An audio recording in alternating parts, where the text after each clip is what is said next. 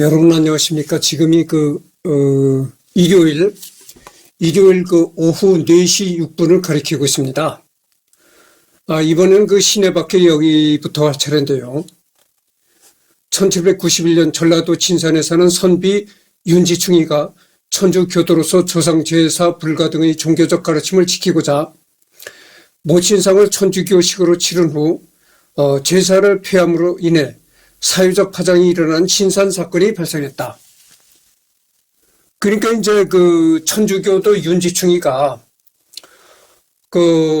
카톨릭에서는 제사를 지내지 말라 이러거든요. 그러니까 모친의 장례식을 치른 다음에 제사를 지내지 않았다는 겁니다. 윤지충이 남인이었던 관계로 서인들의 공격을 받으며 당쟁으로 비화됨에 따라 사회 도덕을 문란케 했다는 제명하에 그의 행위에 동조한 의사촌 권상년과 함께 참수당했다. 그러니까 이 윤지충이가 제사를 안 지냈더라. 이걸 누가 고발했냐면은 여러분들 내가 언젠가 얘기를 했잖아요. 조선시대에는 굉장히 당쟁이 심했다고 내가 얘기를 했잖아요. 이 윤지충이라는 사람이 남인 계열에 속했던 사람이다 이거예요. 그러니까 남인 계열에 속했던 사람 이 남인 계열을 공격하는 사람이 누구겠어요? 서인이라는 파가 남인을 공격하고 그랬거든. 그러니까 서인과 남인이 갈라서서 서로 이렇게 당쟁을 했다고죠. 그러니까 이게 좋은 꼬투리가 잡힌 거야. 이제 윤지충이가 남인 계열의 사람이었었는데 어머니가 죽자 장례를 치르고 이 제사를 안 지냈다. 그러니까 서인이 보기에는 야 저거 남인 계열의 윤지충이가 꼬투리가 잡혔다 그지. 그래서 서인들이 이제 갖다가 이제 고발했다고 하죠. 그래서 제명 때문에 의사촌 권상현과 함께 참수당했다. 이 목이 잘리는 형벌을 당해서 죽었다 이런 얘기죠. 여러분 전부 시간에 또 내가 얘기를 했잖아요. 전라북도 전주시가 있잖아요. 전주시에서 얼마 안 떨어진 외곽에 농촌이 있는데 초남이라는 농촌이 있습니다. 거기에 가면은 바로 이 윤지충이의 묘가 있습니다. 그러니까 초남이에서도 여러 사람이 죽은 거죠. 하여튼 윤지충이도 초남이 성지에서 죽었고 그래서 성지가 된 겁니다. 이승우는 조상제사 불가라는 교리 때문에 이미 배교를 한 상태였으나 반회 사건이 빌미가 되어 권일신과 함께 체포되었다. 서양 서적을 구입해 온 사실 등으로 문초를 받고 관직을 삭달당했으며 음력 11월 권일신은 예산으로 귀향을 가던 중 고문으로 얻은 장독으로 죽었다. 이승우는 투옥 중 이미 배교했다는 변론이 받아들여져서 곧 석방되었다. 1792년 초에는 한해전에 평택 현감으로 부임했을 때 향교에 배려하지 않았다는 소문 때문에 다시 한번 곤욕을 치르기도 했다. 이 향교라는 곳은 마을이나 이 지역마다 이 향교가 있단 말이죠. 거기 향교에 이제 절을 하고 예를 갖추지 않았다. 이런 것 때문에 또 이제 곤욕을 치렀다 이런 얘기죠. 이승우리가. 그러니까 여러분 향교라는 거는 조선시대 유교적인 그런 참배를 하고 이런 곳이 향교였었거든요. 향교. 여러분들 지방을 이렇게 여행하다 보면은 향교라고 있습니다. 향교. 향교는 불교의 사찰과는 전혀 관계없는 곳이에요. 이 향교라는 곳은 유교와 관계가 되어 있는 겁니다. 그러니까 향교에서 뭘 하냐면은 여러 가지 이제 마을의 젊은이들을 모아놓고 예절 교육 이런 것도 시키고 그러던 곳이었습니다. 을묘 밖에. 을묘라는 건 이제 토끼 묘자를 써가지고 을묘라는 해가 토끼띠 해입니다. 배교 후 천주 교인들과 교류를 끊고 생활했으나 1795년 중국에서 주문모 신부가 선교사로 서울에 들어와 전도 활동을 하자 교인들과 다시 접촉하였다. 같은 해 6월에 포도청이 주문모 신부 체포에 실패하는 사건이 벌어졌다. 사건 관련자로 최인길, 윤유일, 지왕이 체포된 후 순교했는데 이승훈도 연루되었다는 서인들의 모함을 받아 충남 예산으로 유배되었다가 풀려났다. 유배 생활 중 유홍문을 지어 유포하고 1796년에 유배가 풀린 후 주자백록동연회를 짓는 등 교회 활동을 단절한 입장을 밝혔다. 그러니까 방금 전에도 내가 얘기했지만 이 조선시대라는 것은 그렇게 이 파벌과 당쟁이 그렇게 심했습니다. 노론, 소론의 그 당쟁도 심했고, 그 다음에 여기 나와 있듯이 이렇게 남인, 서인의 갈등이 또 심했다고죠. 그러니까 남인들이 무슨 꼬투리만 이렇게 서인들이 볼 때 남인들이 잘못한 게 보인다면 그걸 꼬투리를 잡는 거예요. 그래가지고 고발해서 서로 이제 죽이고 이렇게 되는 겁니다. 말년과 사망, 1801년 순조가 즉위하자 섭정인 정순 대비에 의해 신유박해가 시작되었다. 집권 세력인 노론이 사교 철폐를 명분으로 남인들을 숙청하여 재기 불가능 상태로 만든 것이 목적이었다. 정약용, 이가환, 권철신, 주문모, 강완숙 등 약 300명이 처형되었고 정약용과 정약전 등 수많은 사람들이 유배당했다. 이승훈도 체포되어 서대문 형장에서 사형당했다. 약 300여 명이 처형되었다는 건데 이 사람들이 대부분 그겁니다. 남인 계열에 속했던 사람들이에요. 그러니까 서인들이 남인을 그 천주교를 믿는다는 꼬투리를 잡아가지고 죽이는 겁니다. 그때 이제 이승훈도 체포되어가지고 서울에 가면 서대문 거기가 아니고 이름은 비슷한데 거기가 아니에요. 하여튼 이 조선시대 서대문 이 죄인들을 이렇게 참수하는 그런 곳이 있었습니다. 사형당했다 이런 얘기죠. 거기서 1868년 그의 뒤를 이어 아들과 손자가 순교하고 1871년 증손까지 순교하여 4대에 걸친 순교자 집안이 되었다.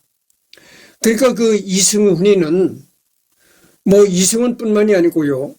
아들과 손자, 하여튼 증손까지 총 4대에 걸쳐서 순교를 하는 그런 집안이 되었다고 하죠. 그런 참 불운한 집안이 되었다. 이 천주교를 믿어가지고 그런 참 악랄한 처벌을 받고 4대까지 죽임을 당하는 그런 일을 겪었다 이런 얘기죠. 증조부 이태석, 할아버지 이공직, 아버지 이동욱, 어머니 여주이씨, 이용휴의 딸 이가환의 누이, 동생 이치훈, 부인은 나주정씨 정약전 정약용의 누이, 장남 이, 차남 이, 삼남 이신규 이렇게 나와 있습니다. 그래서 여기서는 보면은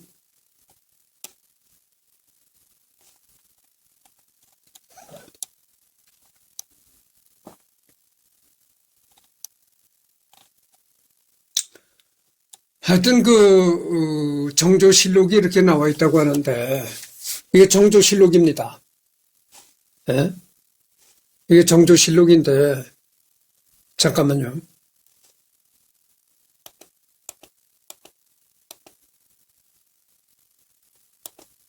네. 여기 나와 있는 걸 보면 그렇습니다. 조선왕조실록 이렇게 돼 있고 정조실록이라고 나와 있잖아요. 정조실록 33권. 이때가 언제냐면 정조가 임금에 오른 지, 그러니까 권력을 잡은 지 15년째 되던 해였습니다. 정조 임금이 권력을 잡은 지 15년째 되던 해였는데 11월 8일 김효 6번째 기사. 이때가 언제냐면은 서기 1791년 청, 청건융 56년이다. 이렇게 되어 있습니다. 이건 뭐냐면은 청나라 건융 황제가 집권한 지 56년째가 되던 해이다. 이런 얘기입니다. 이 1791년이. 이 청나라로서는 그렇고 우리나라로서는 조선으로서는 정조 임금이 15년째 집권을 하던 그런 해였다. 이런 얘기죠. 그래서 이승훈을 삭직하고 권일신을 위리 안치시키도록 하다. 이승훈을 삭직하고 권일신은 사형을 가면서 위리 안치하도록 명하였다. 의금부가 아뢰기를. 이승훈이 공수를 하기를 홍락안의 문계 가운데 저를 모함한 것이 무릇 세 조목입니다. 하나는 책을 사왔다는 것이고 하나는 책을 간행했다는 것이고 하나는 성균관에서 회합했다는 것입니다. 책을 사왔던 일에 대해 말씀드리겠습니다. 제가 계민년 겨울 부친을 따라 연경에 가서, 연경이라는 건 이제 청나라 어디 지역 이름이죠. 서양인이 사는 집이 웅장하고 기묘해 볼 것이 많다는 소문을 듣고 여러 사신들을 따라 한 차례 가보았습니다. 서로 인사를 하고 바로 자리를 파할 무렵에 서양인이 곧 천주실이 몇지를 각 사람 앞에 내놓으면서 마치 차나 음식을 접대하듯이 하였는데, 천주실이라는 것은 이건 뭐냐면은 이것도 천주교에 관한 책입니다. 천주교 가톨릭에 관한 서적이죠. 저는 애초에 펴보지도 않고 돌아오는 여정에다가 넣었습니다. 그리고 말이 역상에 미치자 서양인이 또 기하원본, 수리정원 등의 책과 시원경, 지평표 등의 물건을 여행 선물로 주었습니다. 그러니까 기하원본, 기하원본이라는 건 지금으로 말하면 기하학.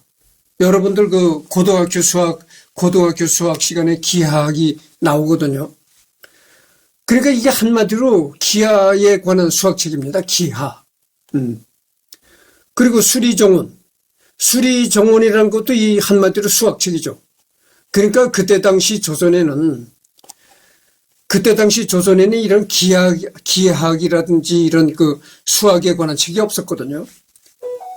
그러니까 이거는 순전히 그 서양인이 이 청나라에 와서 생활하고 있는 그런 했으니까, 서양인들이 청나라에 와서 생활했으니까 그 사람들로부터 이렇게 그 수학 이런 책을 이승훈이가 갖고 이제 들어오게 된 겁니다. 네. 그러니까 전번에도 내가 얘기했지만 이승훈이가 중국을 드나들면서 이 천주교에 관한 책만 들여왔던 것이 아니고, 천주교에 관한 이 책을 이렇게 들여오다 보면은 거기에 이제 부차적으로 서양 문물에 관한 책, 서양 학문에 관한 책들도 부차적으로 이제 따라오는 것이죠. 귀국한 뒤에 주저귀어 보았습니다만 점차 말들이 많아지자 을사년 봄에 저희 부심리 종족들을 모아놓고는 그 책을 모두 태워버리고 여러 의기들도 역시 모두 부숴버렸습니다. 그리고 저도 드디어 이단을 배척하는 글을 지어서 통렬히 배척하기를 남김없이 하였습니다. 그런 책들을 들여와서 이제 읽어보고 했는데, 그때 당시 조선 사람들이 수학이라는 것은 전혀 알지 못하는 세계였고, 수학이라는 것은 서양의 학문이니까 알 수도 그때 당시 조선 사람들이 한문만 지독히 배우던 시절이었거든. 그러니까 양반들도 지독히 한문만 배웠었는데 서양의 기하학 이런 수학 이런 거를 이해할 길이 없는 거야. 그런데 도저히 이해할 수 없는 책을 이렇게 보다 보니까 그게 자꾸 소문이 또 퍼지더라. 그러니까 소문이 퍼지니까 말이 많아지고, 야, 이승훈이라는 사람이 중국에 가서 이상한 책들을 가지고 와서 그렇게 알 수 없는 책들을 와서 읽어보더라. 이런 소문이 나고 그러니까 그게 또 이제 그 조정에도 이제 소문이 들어가고, 이러다 보니까 여러 가지 안 좋은 일이 생기겠고 그래가지고 모두 그 책들을 불살라버리고 내버리고 이제 그랬다는 거죠. 그러니까 이게 참 조선이, 한마디로 이 조선이 참 가난하고 멸망할 수밖에 없었어요. 그런 책이 들어오면 서양에서 뭐 수리학이라든가 수학 이런 책이 들어오면은 어떻게 해서든지 그거를 이제 궁중에서 그거를 수입했다가 궁중에서 그거를 뺐던지 하여튼 그거를 갖다가 그래도 궁중에는 최고의 대신들과 최고의 그래도 한자를 배운 그래도 학자들이 진을 치고 많이 있었으니까 아무리 수학이 서양 학문이라 하더라도 그래도 그 한문을 많이 배운 그 한학자들이 많이 있었으니까 그 책을 읽어보면서 좀 이게 무슨 얘기를 하는 책인지 읽어보고 연구라도 했었더라면은 그랬더라면은 조선이 좀 이렇게 발달할 수 있는 길이 열리지 않았을까 이렇게 생각을 합니다. 근데 워낙 이게 배타적인 그때 당시 조선이 이렇게 배타적인 생각을 가지고 있었다고 하죠. 그러니까 서양이라고 하면 무조건 오랑캐. 어? 야, 이건 오랑캐 책이니까 보면 안 돼. 이런 식이 된 거야. 그러니까 이게 내가 얘기하고 싶은 게 뭐냐면은 좀 얘기가 길어질 테니까 들어보십시오. 북한 김정은이가 지금 뭐라고 합니까? 자력갱생이라고 주장하잖아요. 에? 자력갱생이다. 모든 게 우리 땅에서 나는 걸 가지고 우리가 먹고 살고 우리 땅에서 나는 걸 가지고 우리가 자력으로 먹고 살고 해결하자 이런 얘기거든. 근데 이 자력갱생을 부르짖는 놈치고 잘 되는 놈이 없다 이거야. 그게 역사가 증명하는 거예요. 여러분들 내 것만 가지고 먹고 살겠다? 이게 안 되는 겁니다. 이 내 것만 가지고 먹고 살겠다는 게 이게 자력갱생이거든. 근데 내 것만 가지고 먹고 살겠다고 이렇게 생각을 가진 사람은 그거는 망하는 거야. 그게 바로 망하는 지름길이다 이거죠. 예를 들어서 내가 이제 농사 지은 걸로 먹고 살다가 봄이 되면 춘근기가 닥쳐. 저장했던 곡식도 다 겨우 내내 다 먹어치웠다. 근데 봄이 오면 이제 보릿고개가 온다 이거지. 먹을 게 곡식이 떨어진다 이거지. 그러면 부자로 사는 남의 집에 가서라도 쌀을 빌렸다가 먹고 농사를 지어서 가을에 추수하면 그거를 되갚고 거기다가 뭐 이자를 붙여서 되갚고 이런다든지 이래가지고 서로 이렇게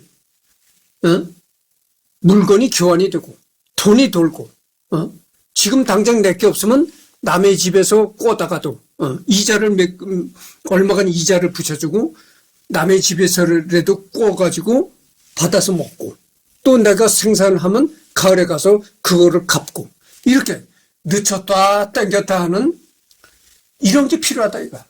그런 게 있어야 경제가 돌아가는 겁니다. 그렇잖아요 여러분들. 응? 그런 게 있어야 경제가 이렇게 순환이 되고 돌아가는데 그렇잖아요. 생활비 딱 떨어지면 여러분 뭘 가지고 가서 마트에 가서 쌀 생필품을 사겠습니까? 신용카드 있잖아. 그 신용카드가 위상이다 그지.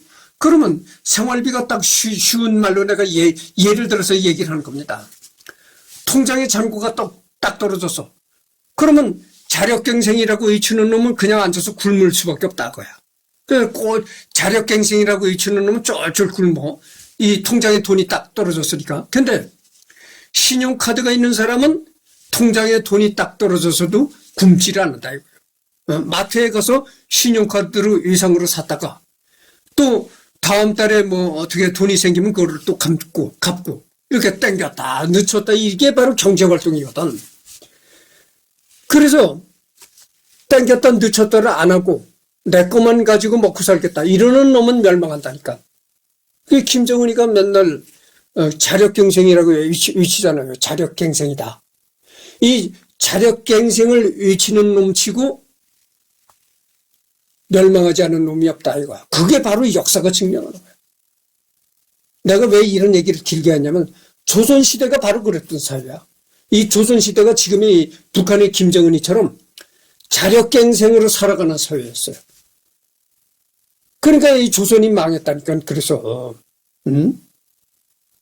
아니 내게 없으면 다른 사람한테 빌려서라도 이렇게 구워다가라도 먹고 살고, 또 가을에 내가 곡식이 생기면 그걸 이자를 얼마에 붙여서 되갚아버리고, 이를 땡겼다 늦췄다 하면서 먹고 살아가는 게 우리 인생이고, 이런 것들. 그게 바로 경제활동인데, 자력갱생이라고 외치면서 딱 내게 없으면 굶는다? 이거는 멸망할 길일 뿐이 없는 거다 이거죠. 그래서 조선이 바로 그렇게 자력갱생을 하는 사회였다. 그래서 결국은 조선이 망한 거 아니에요. 그걸 내가 여기서 얘기하고 싶은 겁니다. 그래서 학문도 똑같아요. 학문도 무슨 서양에서 어떤 서양의 학문의 책이 오면은 그걸 갖다가 야 이게 무조건 오랑캐 책이다 이렇게 해서 배타적으로 굴지 말고 야 이게 서양 사람들의 학문이 담긴 책이지?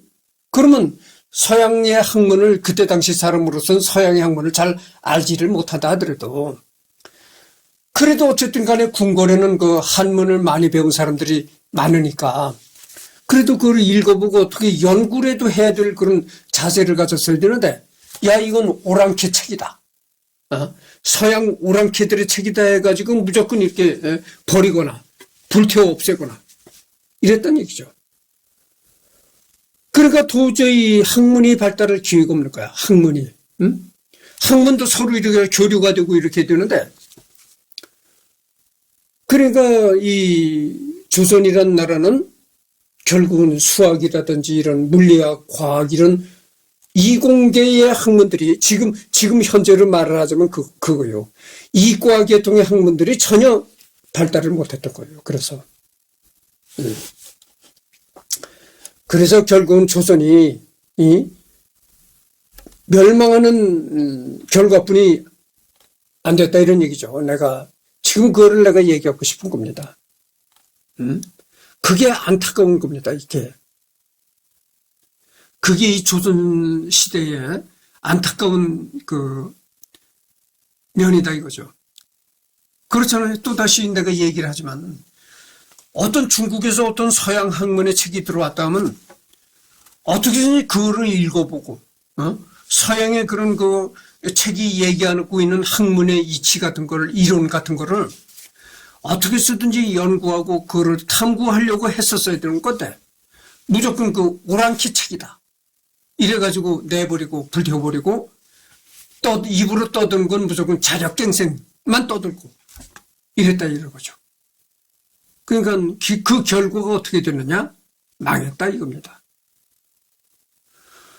그래서 이 지금 북한 얘기도 자꾸 나오는데 아까 내가 누누이 얘기를 합니다만은 김정은이도 그게 멸망으로 가는 지름길 뿐이 안 되는 거예요. 자력갱생이다. 딱 막아놓고 자력갱생이다. 이거는 진짜 망하는 놈이라니까 그건. 그래서 우리가 지금 대한민국을 보면은 지금 내가 이승훈이는 끝났습니다. 이승훈이가 끝나서 내가 여러 가지 얘기를 하니까 들어보십시오. 인천 영종도에 가면은 그 영종도가 굉장히 지금도 포크레인이나 뭐 불도저 이런 게 계속 털을 닦고 공사를 하고 그렇습니다. 그래서 앞으로 그 영종도가 얼마나 큰 도시가 되려는지 상상할 수조차 없어요. 아니 지금도 그 영종도에 가보면 계속 무슨 공사를 하는지 계속 공사를 해요. 그러니까 앞으로 이 영종도라는 곳이 정말 이 대한민국의 모든 관문, 대한민국의 모든 관문으로서 아마 거기가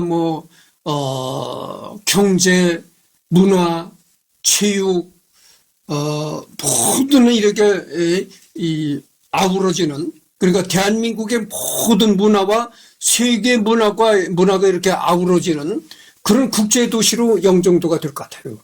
약간 내 생각이 그렇습니다, 지금. 그래서 지금은 중구 영종동이래. 인천시 중구 영종동이라고 하는데 그렇게 계속 영종도가 커지다 보면은 중구 영종동이 아니고 그다음에 영종구로 승격이 되는 겁니다. 그랬다가 더 커지게 되면은 인천시와는 완전히 분리가 된 영종 신도시가 이제 되지 않을까. 그러니까 영종시가 되지 않을까 이렇게 생각을 해요. 그걸 보면 말이죠. 뭘 느낄 수가 있느냐. 한국은 세계 속의 한국이다. 세계와 계속 이렇게 교류를 하고 이런 게 한국이라는 걸 알 수가 있는 겁니다. 세계 속의 한국, 한국 속에 세계가 있다 이런 얘기죠. 그게 바로 발전을 가져오고 부를 가져오는 겁니다. 근데 자력갱생이라고 해가지고 이 북한의 김정은이처럼 내 것만 가지고 살자? 딱 막아놓고 이거는 망하는 놈의 헛소리다 그것이. 이제 발전하려면 그래야 되는 겁니다. 발전하려면은 그렇게 세계 속의 한국 속의 세계가 되어야 된다 그죠. 세계의 비행기들을 계속 뜨고 내리고, 북한도 김씨 일가가 계속 해먹을 생각을 하지 말고, 북한도 그래야 되는 거예요. 북한도 평양 순환 공장에, 이 평양 순환 공장부터 평양 순환 비행장부터 이 공항을 대규모로 늘려가지고, 계속 외국의 비행기가 뜨고 내리고 이래야 된다는 얘기죠. 외국 사람이 들어오면 뭐 감시자를 붙이고 어쩌고 이러지 말고, 자유롭게 외국 사람들이 들어와서 뭐 돌아다니고 사업도 하고 관광도 하고 이러다 갈 수 있게 그렇게 된다 이거죠. 그래야 뭐 발전이고 뭐고 할 수 있지. 딱 막아놓고 자력갱생? 지 혼자만 먹어서 배때기만 이렇게 나오고, 그거는 이제 결국은 멸망으로 가는 길이다 이런 얘기죠. 그래서 뭐 이승훈이의 얘기는 끝났습니다. 이승훈이는 끝났고, 다음에는 또 다른 사람을 선정해서 하도록 하겠습니다. 지금 27분이 경과했거든요. 원래는 40분씩 내가 하는데, 조금 시간이 있긴 있는데, 하여튼 뭐, 이승훈이는 끝났으니까 뭐 그렇고,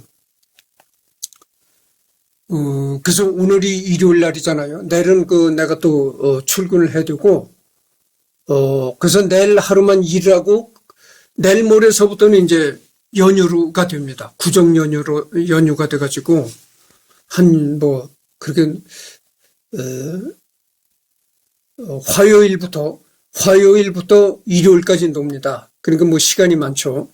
근데 이 구정 연휴에 이렇게 보니까 전부 다 날씨가 좋지 않아. 기온이 이렇게 굉장히 날씨가 춥고 뭐 눈이 내리고 좋지 않아요. 그래서 뭐 어디 다른 곳에 출타하기도 그렇고, 그러니까 집에서 그냥 유튜브나 하고 그래야 되는, 유튜브하고 또 블로그에 내가 짤막짤막하게 글을 올리거든. 그런 걸 해야 돼. 그런 걸 하면서 이제 시간을 보내야 되고, 그 다음에 책 보고 뭐 이래야 되니까, 하여튼 앞으로 그 구정 연휴 기간에 유튜브를 할 시간이 많아요. 그러니까 뭐 이승훈이는 완전히 끝났고, 다음 또 적당한 사람을 이제 선정을 해가지고 하도록 하겠습니다.